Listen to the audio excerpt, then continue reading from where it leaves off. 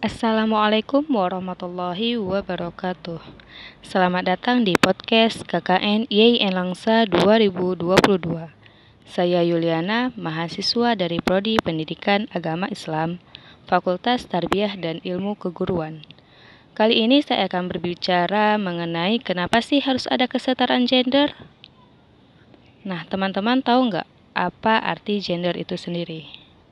Gender adalah pembedaan peran, atribut, sifat, sikap, dan perilaku yang tumbuh dalam berkembang dalam masyarakat. Jadi jangan salah paham lagi bahwa gender itu hanya mengenai jenis kelamin saja. Kesetaraan gender itu merujuk kepada suatu keadaan setara antara laki-laki dan perempuan dalam pemenuhan hak dan kewajiban. Tahu nggak sih kalian alasan muncul kesetaraan gender itu? Kesetaraan gender muncul akibat ketidakadilannya pembedaan perlakuan terhadap laki-laki dan perempuan. Aristoteles pernah mengatakan bahwa kaum perempuan khususnya di budaya patriarki dianggap kaum yang lemah dan hanya disimpan di dapur, sumur, dan kasur. Bayangkan saja bagaimana kehidupan perempuan jika kita membayangkan seperti apa yang dikatakan oleh Aristoteles. Kemudian, dengan adanya budaya dan konstruksi sosial yang berkembang di masyarakat yang memarginalkan kaum perempuan, maka muncullah kesetaraan gender. Mari kita flashback sedikit ke peristiwa pra sebelum Islam.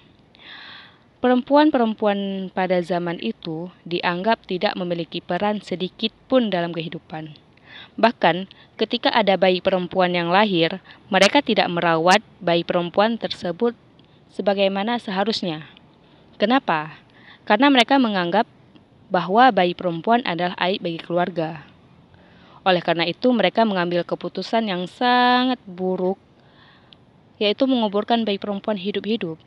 Jika kita bayangkan sekarang jika masih terjadi hal tersebut sangat kejam, bukan? Nah, kemudian ketika Islam datang, Allah meninggikan derajat perempuan. Allah muliakan perempuan.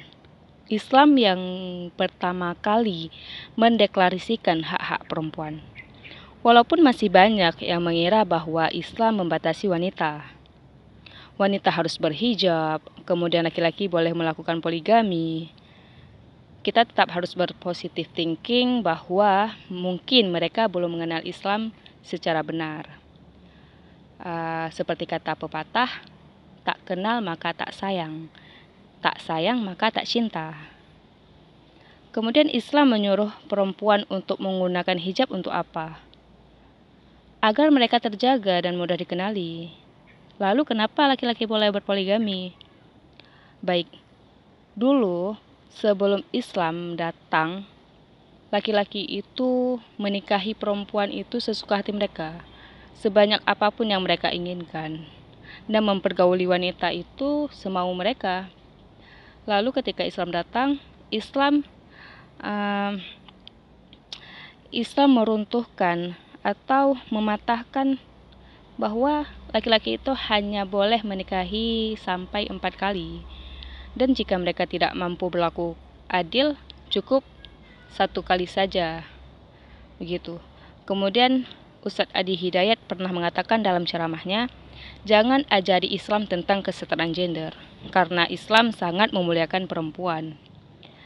Di mana sih bentuk kemuliaan wanita dalam Islam?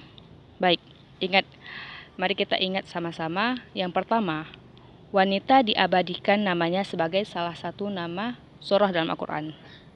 Benar sekali, surah An-Nisa, artinya wanita. Kemudian yang kedua, ingat nggak?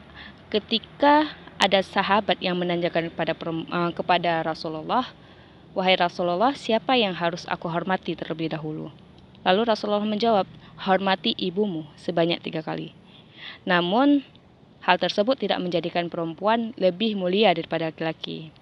Karena perempuan dan laki-laki itu sama mulianya di hadapan Allah, berdasarkan ketakwaan mereka. Yang ketiga, ketika dinikahi perempuan mendapatkan mahar. Yang keempat, wanita juga mendapatkan harta warisan dari ayah ibunya, yang sebelum Islam datang, perempuan tidak memiliki harta warisan. Islam adalah agama yang rahmatan lil alamin. Artinya apa?